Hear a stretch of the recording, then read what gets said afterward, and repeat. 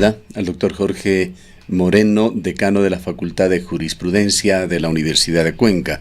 Doctor Moreno, muy buenos días, bienvenido. El día de ayer sesionó el Consejo Universitario que, dicho sea de paso, se había declarado ya en forma previa en sesión permanente por la grave situación que se cierne esta nueva amenaza en contra de las universidades. ¿Qué es lo que se discutió sobre el tema? Muy buenos días, ingeniero, muy buenos días, licenciada. Un saludo a la ciudadanía. Evidentemente, como usted lo manifiesta, ayer tuvo una sesión ordinaria el Consejo Universitario de la Universidad de Cuenca. Había un orden del día extenso, pero lamentablemente habían temas también de superlativa importancia que impidió conocer lo demás. Entre ellos, el tema del presupuesto universitario. Ya habíamos mantenido una reunión previa el día sábado, una sesión extraordinaria donde se resolvió justamente constituirnos en sesión permanente por el tema presupuestario. Y consecuentemente también a través de la Comisión de Redacción del Consejo Universitario elaborar un manifiesto público. Ayer se conoció tanto el manifiesto público cuanto también las perspectivas respecto de esta disminución y cómo afecta la misma a la Universidad de Cuenca. Las resoluciones adoptadas, una fue que el día de hoy a las 10 de la mañana existirá una rueda de prensa presidida por el rector y la señora vicerrectora, con los demás estamentos y miembros del Consejo Universitario, para explicar a la ciudadanía a través de los medios de comunicación cuál es la posición que adopta y adoptará la Universidad de Cuenca.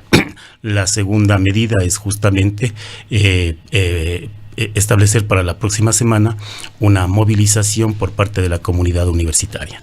En eso no quiero adelantar en cuanto al día y la hora, porque por estructura y jerarquía entiendo que en esta sesión, en esta reunión del día de hoy, en esta convocatoria a los medios de comunicación, el señor rector y la señora vicerrectora informarán el día y la hora de la movilización de la comunidad universitaria. En esta semana no ha sido viable, no es posible, toda vez que nos encontramos las facultades en exámenes hasta el día martes, y medicina entra la próxima semana a exámenes. Sin embargo, para la próxima semana está previsto esta movilización universitaria que aspiramos justamente tenga el respaldo completo de la ciudadanía cuencana. Ahora, doctor Moreno, el ministro de Finanzas, ante los cuestionamientos respecto de este tema en el primer día en el que la Comisión de Desarrollo Económico de la Asamblea Nacional empezó a tratar la proforma presupuestaria, él ratificó el recorte presupuestario a las universidades, pero no solamente eso, sino que además justificó este recorte presupuestario haciendo alusión a una falta de ejecución del presupuesto o a una subejecución presupuestaria. ¿Cuál es la situación de la Universidad de Cuenca? Bueno, allí hay dos situaciones que valdría la pena explicar a la ciudadanía. Uno, en la proforma presupuestaria se están incluyendo a 3 universidades emblemáticas que fueron instituidas por el expresidente de la República. Me refiero a IACHAY, IAEN y la Universidad de las Artes de Guayaquil. Consecuentemente, ya en el las presupuesto otras universidades, como es la UNAE y la Universidad de la Amazonía, no recuerdo el nombre, IQIAM, ¿esas dos no están? 3 están, son 3 de las 4. 3 de las 4 ingresarían al presupuesto del año 2019. Eso conlleva efectivamente ya un recorte presupuestario, porque no estaba previsto una situación de esta naturaleza. A compartir los Empezamos recursos. Justamente en el tema de que todas tienen que redistribuirse el presupuesto. Y la otra versión que da el ministro de Finanzas, de que las universidades públicas no utilizan oportunamente el presupuesto, tiene una razón de ser, y no es que no se utiliza tampoco en los términos que dice el Ministerio de Finanzas. Primero, el presupuesto no es que se le entrega a la universidad de inmediato, solamente se le entrega los recursos para el pago de sueldos de inmediato, pero ya el presupuesto para inversión se lo comienza justamente a entregar a partir del mes de mayo, junio, y le dicen usted gaste hasta octubre. Entonces, en 4 o 5 meses es inviable entrar a gastar todos los recursos económicos por más planificación que tenga, porque usted se topa con el otro problema. El problema es que toda la ejecución de una obra, la prestación de un servicio, evidentemente requiere de un proceso precontractual y contractual, y eso hay que elevarle al portal de compras públicas, es decir, cumplir con otro órgano de control que es justamente la CERCOP, y allí es donde tenemos otro inconveniente más. Ustedes saben, también usted es docente, es parte de la universidad, el ingeniero fue docente universitario, y saben perfectamente bien que hay insumos que definitivamente en el país ni siquiera se producen, o no se los tiene, y hay que justamente adquirirlos a los proveedores exclusivos, incluso a nivel internacional, y allí esto la CERCOP no entiende, o no quieren entender. Definitivamente entonces se paraliza la ejecución de cosas pequeñas, pequeñísimas. Entonces, si queremos incluso tener laboratorios que son de alta tecnología, es inviable que en el Ecuador podamos contar con esa producción. ¿A dónde tiene que recurrir? Probablemente a los países más desarrollados como son los Estados Unidos, de Europa o Japón. Y allí es donde definitivamente la CERCOP o no entiende o no quiere entender, y definitivamente no hay cómo gastar esos recursos económicos. Mucho peor en 3 o 4 meses, como efectivamente existe.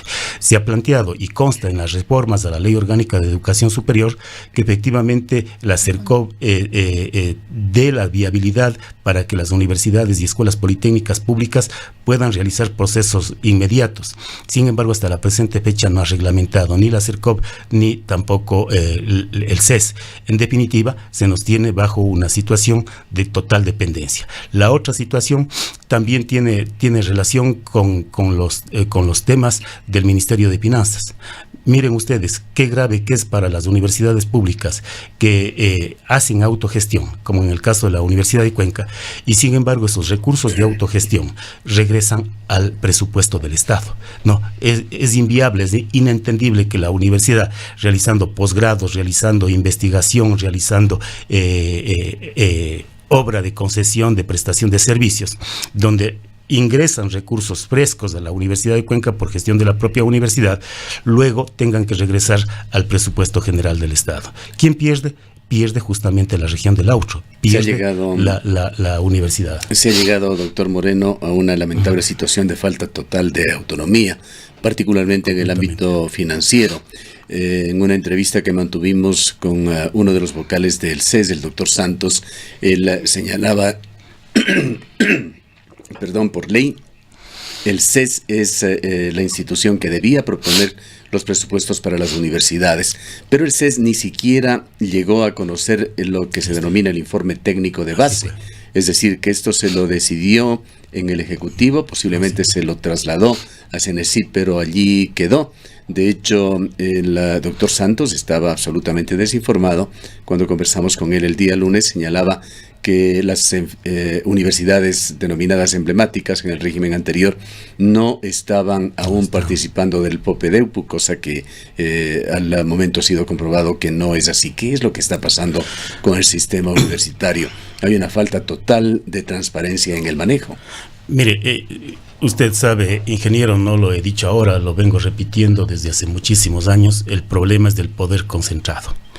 Y el poder concentrado, por ejemplo, en la esfera de la educación superior, conlleva tres controles generales a las universidades, aparte de los otros. Control del Consejo de Educación Superior, control de la ahora CASES, control ahora de la CENESID, que para mí eso es inconstitucional, ¿no?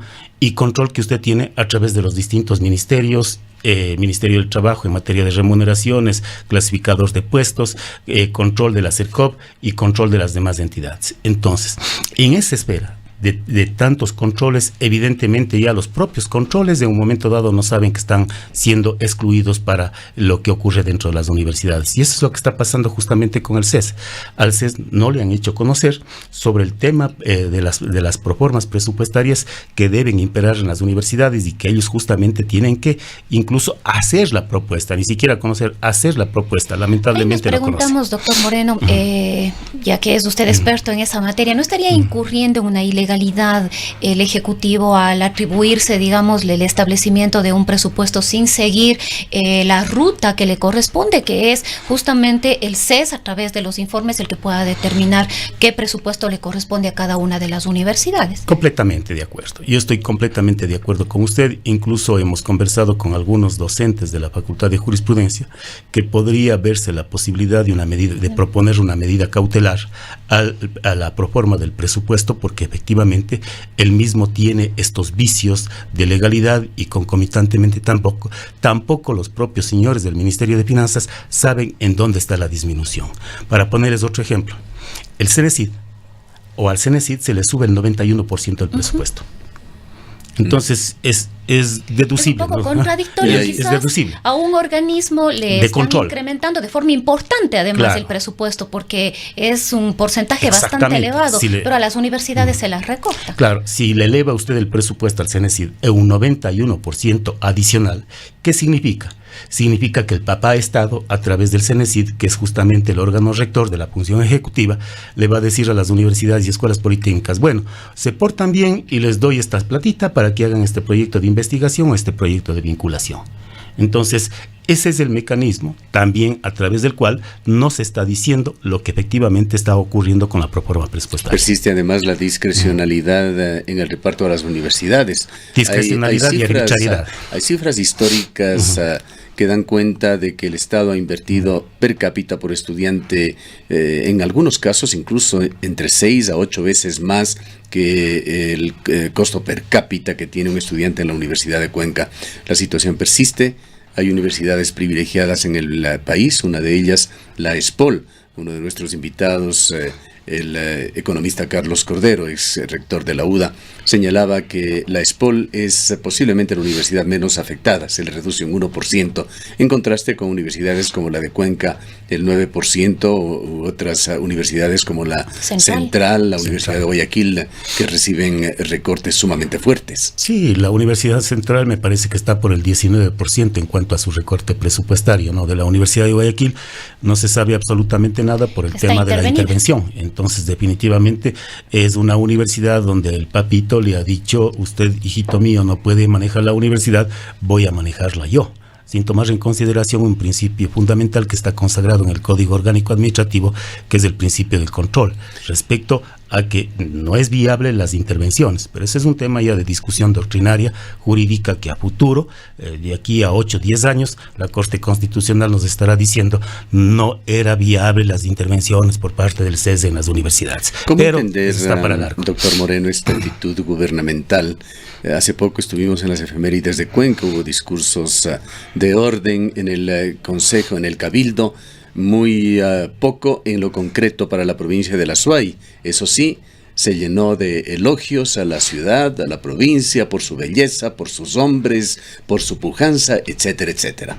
Mire, yo personalmente considero, es una percepción personal mía, de que es un tema político y regional, o de dos ciudades.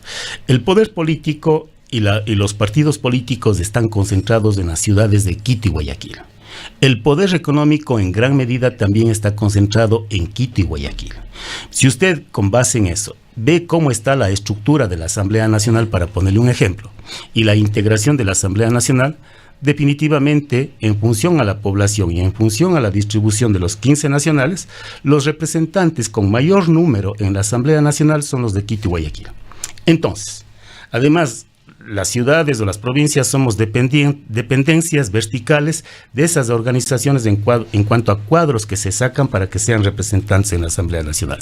Yo creo definitivamente, y estoy convencido de que hay que ir a un proceso de reforma completa de la Constitución, donde la función legislativa debería estar integrado por 2 cámaras. Una cámara que sea de territorio y que cada provincia esté representado por uno. Allí habría la posibilidad de una verdadera democratización del país, porque con 24 representantes de las provincias, más los de la población, pero 24 de la provincia, va a parar todas esas propuestas de concentración en las ciudades de Quito y Guayaquil de los temas.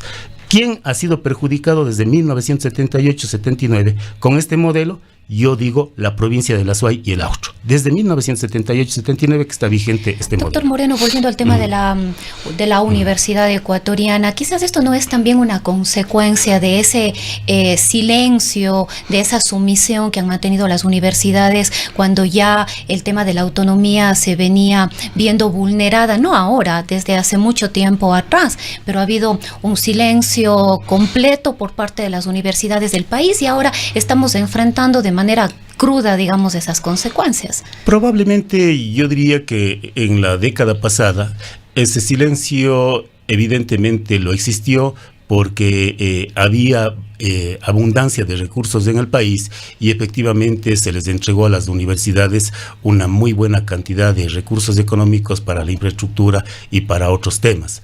Pero evidentemente esto en los 4 últimos años me parece que tiene justamente ya una crisis y ahora se agudiza. Entonces, ante esa crisis, evidentemente las universidades están reaccionando. Yo sí creo y sí quiero decir somos parte y soy parte probablemente de ese silencio, ¿no? No hemos tomado actitudes fuertes, a pesar de que el ingeniero Gustavo sabe cuál ha sido mi posición siempre en el Consejo Universitario, pero evidentemente soy parte de toda esa comunidad y tengo que asumir probablemente ese rol. Ahora, nos parece, doctor Moreno, que tampoco es justo el echar toda la culpa al gobierno del expresidente Correa. En el gobierno del presidente Moreno se está dando un ataque sistemático a las universidades. Recordemos lo que sucedió el año pasado.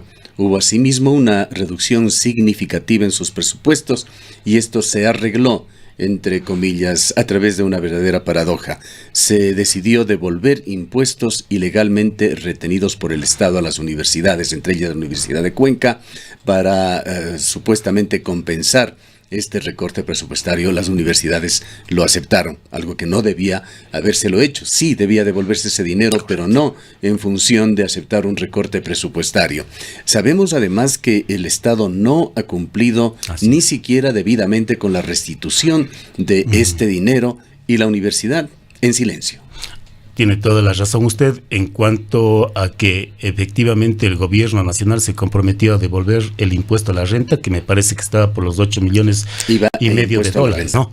Y de eso entiendo que todavía se le debe como 4 millones o un poco menos a la Universidad de Cuenca. En definitiva, no ha cumplido el gobierno nacional con esta situación. ¿Cercan a los 8 millones de dólares con la Universidad de Cuenca? En IVA e impuesto a la renta del año pasado. No se ha devuelto en la totalidad ese valor a la universidad. Se lo adeuda, como se les adeuda también a las otras universidades públicas y privadas.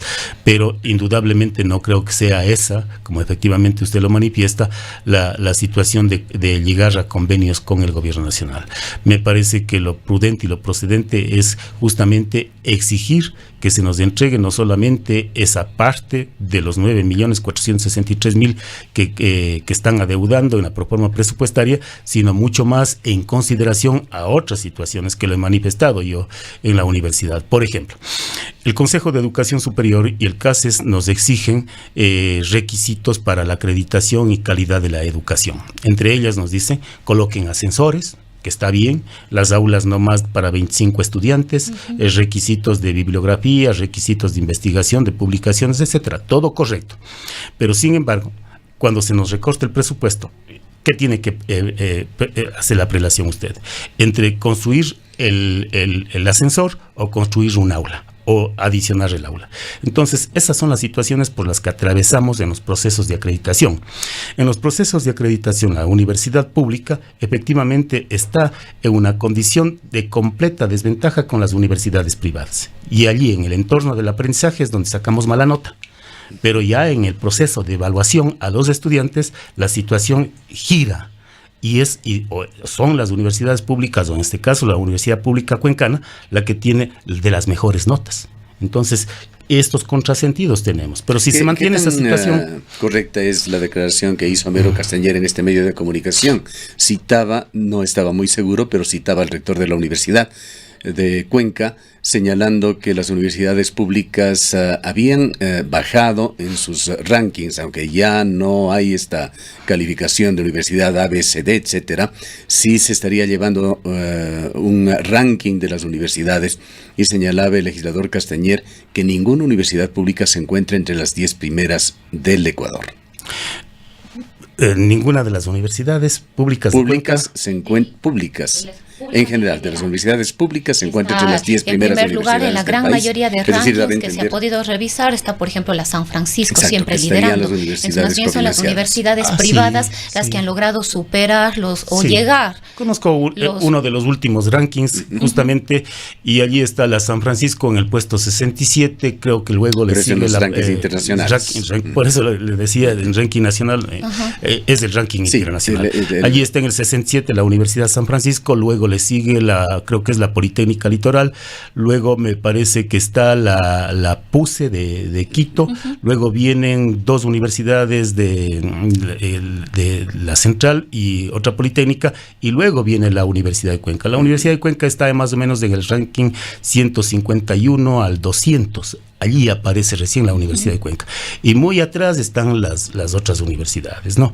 Entonces, sí, evidentemente... Pero hay un retroceso de las universidades públicas. Yo creo que definitivamente hay un retroceso. Y hay un progreso evidente de las universidades cofinanciadas. Bueno, y yo diría que la Universidad de San Francisco y la PUCE de Quito mantienen esa estabilidad de varios años atrás. Desde muchos años atrás, la San Francisco de Quito está calificada en todos los rankings nacionales e internacionales como la mejor universidad del Ecuador.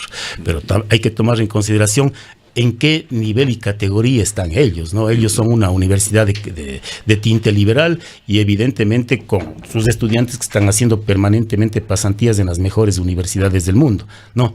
Esa es la característica de la San Francisco. La PUCE, yo diría, está más o menos en el mismo nivel que las nuestras, pero en temas de infraestructura nos dan largo en el entorno de aprendizaje. En el tema de nivel académico, yo diría estamos en el mismo nivel que la San Francisco, en el caso, por ejemplo, de jurisprudencia. Y le digo ¿por qué? Porque nuestros estudiantes permanentemente están yendo a eventos, ya sea en la PUCE o ya sea en la San Francisco, y son los que sacan los primeros puestos en estos eventos, nuestros estudiantes. Dentro del análisis que se ha realizado el día de ayer, doctor Moreno, de confirmarse este recorte de aproximadamente 9 millones a la Universidad de Cuenca, ¿qué efectos directos, inmediatos traería? Bueno, el primer efecto sería que no podría la Universidad de Cuenca seguir recibiendo al mismo número de estudiantes como lo hizo en este año. En definitiva, probablemente tendrá que decirle a la CENESID, no podemos cumplir con el compromiso que ustedes nos pidieron, porque definitivamente no tenemos recursos. Es más, de lo que conozco, la CENESID hasta la presente fecha no cancela los valores de las nivelaciones 1 y 2 que hizo la Universidad de Cuenca, pese a que efectivamente se ha cumplido, y nos están pidiendo la nivelación 3. Entonces, eso tiene que, creo yo, las autoridades universitarias decirle al CENESID. 2, evidentemente ya no vamos a tener la posibilidad de realizar investigación o de realizar vinculación con la colectividad. Entonces, eso significaría que cada vez en una situación de esta naturaleza, la universidad pública va camino a mediocrizarse. Y eso conlleva justamente una situación grave para la región. No hay que permitir aquello. El ministro Richard Martínez tuvo declaraciones realmente dignas de análisis. Este enorme recorte que pretende hacer los presupuestos universitarios los llama optimización, y señala y asevera el ministro una y otra vez que con esto no se afectará a los servicios que dan las universidades o que deben dar las universidades del país. Bueno, de hecho hay esta afectación, usted lo ha dicho, yo comparto, efectivamente ya en el tema de los rankings internacionales, las universidades públicas se nota justamente ya ese descenso, ¿no? Y obviamente si esto sigue, es decir, hay un retroceso en lo económico, significará que las universidades públicas pueden ir no solamente a un nivel bajo, sino probablemente a la desaparición o extinción, y eso no se puede permitir. Vayamos, doctor Moreno, transitando a otro tema. la reorganización que se ha propuesto el país, que va llegando a momentos culminantes con el Consejo Nacional Electoral, el Consejo de Participación Ciudadana y Control Social y otros organismos entre los cuales está el Consejo de la Judicatura. Usted ha sido nombrado o nominado como candidato al Consejo de la Judicatura por el Ejecutivo. ¿Cómo marcha ese proceso? Bueno, yo siempre diré, soy transparente. Ayer recibí una comunicación de parte de la Comisión Técnica que me dice me encuentro incurso en 4 inhabilidades. Una, que debo presentar los documentos que acrediten que no soy parte de ninguna organización política o partido político. 2, de que asimismo justifique que no debo pensiones alimenticias. 3, que no tengo contratos con el Estado para la ejecución de obras, prestación de servicios y temas de contratos del ambiente. Y 4, que a su vez que no tengo glosa administrativa, civil o penal en firme. Esa documentación me piden, ¿no? Yo no sé cómo presentar la documentación que no tengo contrato con el Estado, para poner un ejemplo. O yo no sé cómo presentar la documentación. Una declaración juramentada. Yo no sé cómo presentar la documentación respecto a que no tengo no debo pensiones alimenticias, ¿no? Porque debería pedir no solamente aquí en el Ecuador, sino probablemente en el mundo, ¿no? Entonces, cuestiones de esta naturaleza me han dicho. Lo que se pedía entre los requisitos es justamente que se presente la declaración juramentada de todo esto. Y yo lo presenté.